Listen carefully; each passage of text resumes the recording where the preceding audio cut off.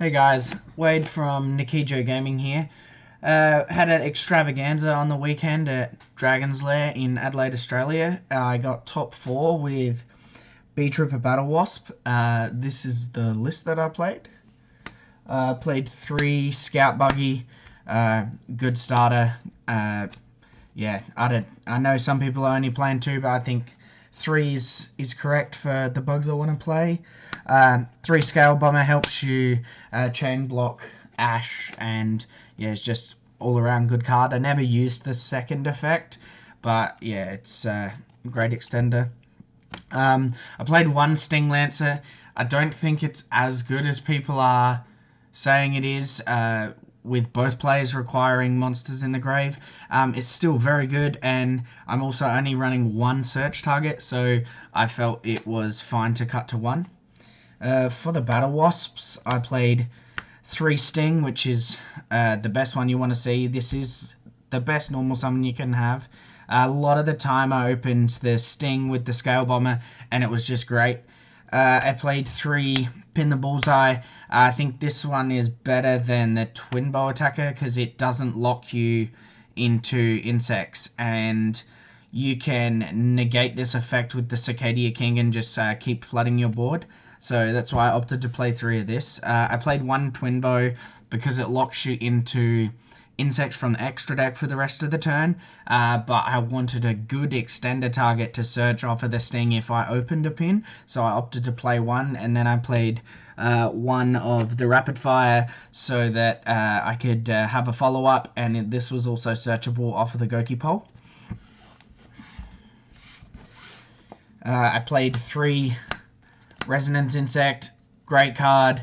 A lot of people are saying this is like the Ben 10, which I suppose it is, but the level 5 or higher insects are like, they're good to search, but they're not like extremely powerful broken cards. So like, I think it's fine. It's not once per turn, but the Goki Pole that you send for the second effect is, so it does restrict you in that way, which I think makes it fairer than it could be, because at the moment your other insects aren't doing anything in the grave besides setting up for follow-up plays, so I think it's fine. I played 3 Retaliating Sea. This was more of a medical because there's quite a bit of Drytron Dragon Link decks, and this is good versus it's good to great versus everything except Tri-Brigade, where it's just like awful. But it does search a Resonance Insect, so you know it's an easy side out, and it's a hand trap that can win you games because of how powerful it is. I played the 1 Goki Pole. Some of the ratios in this deck are like 1 Goki Pole, 1 of certain things, just because you can shuffle it back with the Insector Link, which I think is very important. I'm playing 2 Aztekipede. I think this is a great extender, also searchable by the Goki Pole, but yeah, it just helps you to extend 1 Doomdozer as the search target for the level 5 or higher, besides the Sting Lancer. The other target I also played was Scary Moth, which is good versus a few decks. Yeah, I'd almost take it out of the main and put it in the side, but yeah, I feel like your boards are kind of weak if you do the play where you summon this, which is essentially just the standard play with the Insector Link, summon out the Resonance Insect quicker, and then just make a Armor Horn and tribute it for the Scary Moth. If you can summon this off Cicadia King, it's obviously way better because you can just summon it in defense, and you've not had to actually tribute summon for it. But yeah, quite solid. People didn't know what it did, and yeah, it can just be an oppressive, great card. I played this Speedroid engine. It was fine, not perfect, but the deck is quite new. I'm still playing around with a few things. It was good when I saw it. If you open the Tacton Borg, all the Battlewasps are wind, so it does work with that. But you obviously can't make the Armor Horn or the Insector Link with this. So you make the other generic Link 2 that came out in Dawn of Majesty, which I'll get into later. I mean 3 Ash as one of my hand trap choices. I just think Ash is like good every format. Into spells, I played 3 Ready Fusion. I think it's really good as an extender. It also, I can play 3 because you just shuffle the Quagga back with the Insecta Link. I played 2 talents. Talents. Played Cool by the Grave. I played 1 Beetrooper Flying Sting. You don't want any more than 1. It's a great card. If you continually just have the link 4 and then keep bringing this back, it's quite good. You can also banish a Resonance Insect and trigger it with this, which is great. 3 Imperm. This is the best hand trap that you can play this format, I think. Leaps and bounds above everything else. And then I had to play this silly package that, look, I think the deck sort of needs it for the same reasons you play it in Drytron. You get stopped by a hand trap, or you just don't have enough to get the 3 insects on board. You don't want to sit there and pass and do nothing, so I think this is the best thing to play. And then there's some games where you just make the Dragoon and you're able to kill them where you wouldn't be able to any other way besides just Dragoon because of how powerful it is. Into the extra, 1 Almirage. Needed, great, made it lots. If there was a Link 1 insect that was just, a Link 1 insect, that'd be great. I think that's one of the things the deck could really benefit from, besides just generic Link insect monsters, because there are not many at all, and I think they're all in this list. Because some of them are the crawler links, and there's just not a lot of options for insects at the moment. But with the set that has the Insecta support in it at the end of the year, hopefully there might be something released in that, or just generic insects later down the track, or just more Beetrooper support. 2 Armorhorn. I tried it at 1, I tried it at 2, I tried it at 3. I think this was the best. The turn you make it, and then you have the turn following when you banish it.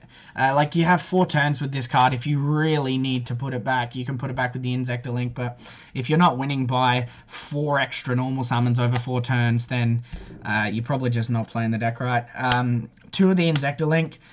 Perfect at 2, you never want to banish it, and then you always just shuffle them back so you can continue shuffling everything. There are quite a few times that I just made this, didn't use the first effect, and just did the Emerald effect, and it works great. It's still quite a good body, and helps you link climb. This guy was really good. I had someone try to attack it when they normal summoned their monster into his zone, and then they realized they couldn't, which is just people not knowing what the card does.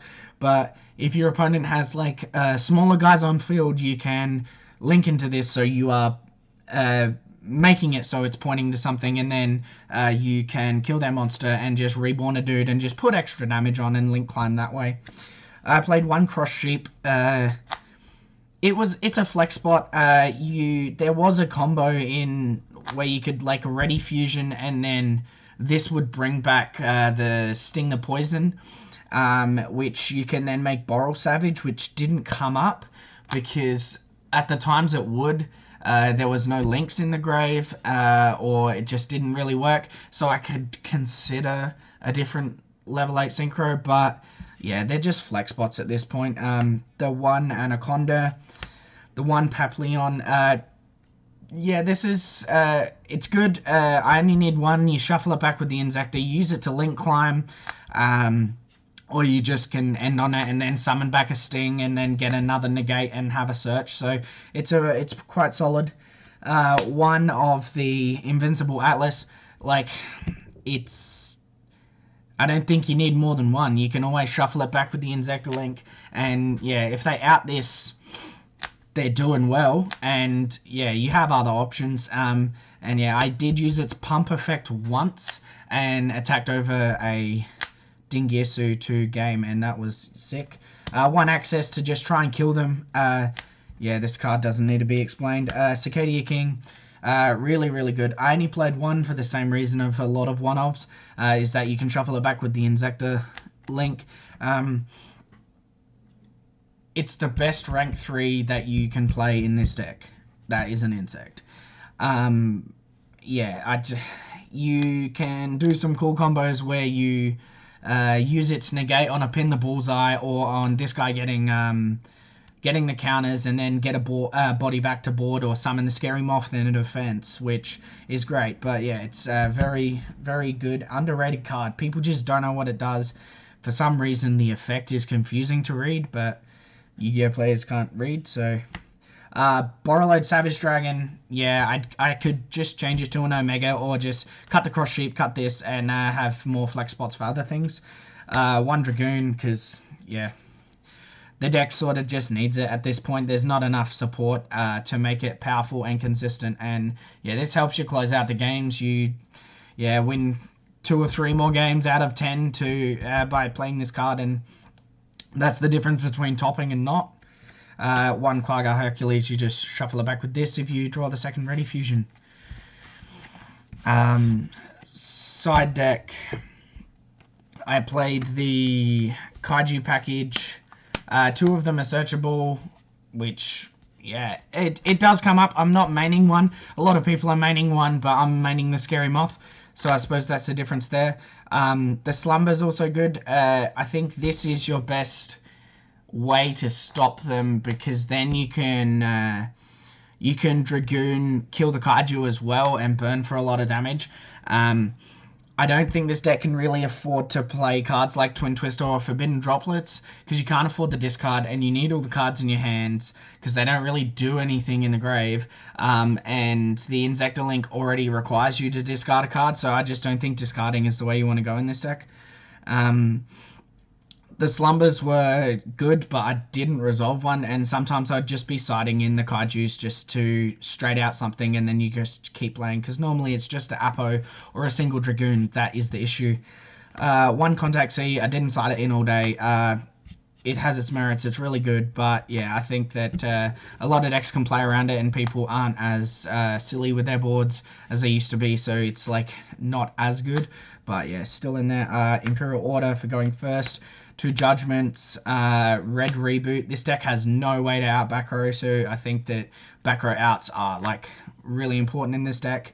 Harpy's Feather Duster, 3 Cosmic, and then the 3rd Talents when you're going first. Back row is the only issue that I think this deck really struggles with, which I think the Dragoon also helps with, because when you verse a back row deck, you just make the Dragoon, they struggle to out it, and then you get to push your plays through and, yeah, grind that way. I don't think this deck could play if it just was not have a Dragoon and just try and out back row with nothing. Like, it's, yeah, we all know how oppressive traps can be.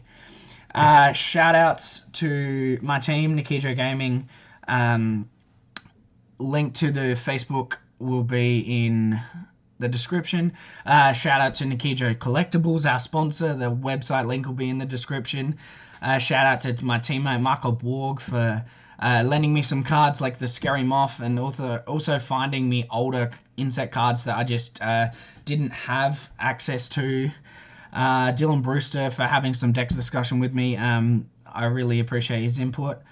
Yeah, hopefully we can get some more tops with this. I got another Extravaganza next weekend, and yeah, I'll be playing this deck, some similar list. I'll make a few changes, but yeah, good luck to everyone trying to build this deck, and hopefully you can have some success.